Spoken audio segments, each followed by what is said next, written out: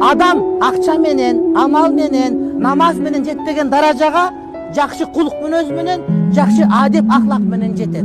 Муну үйрөнүш керек. Мен ушундаймын деген токтотуш керек. Сен ушундай эмессиң. Эгер сен ушундай болуп кала турган семент болуп калсаң, анда Кудайым сага Куран жибербейт эле. Мен ушундаймын да, мага боло берет деген токтотуш. Андай болбойт.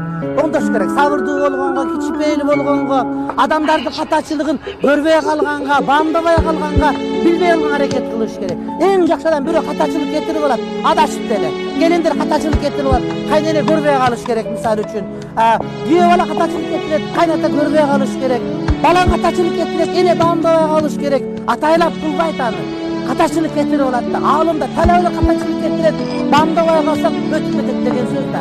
Ар нерсени баарын жаза берсең, анда жакшы эмес урматтуу достор.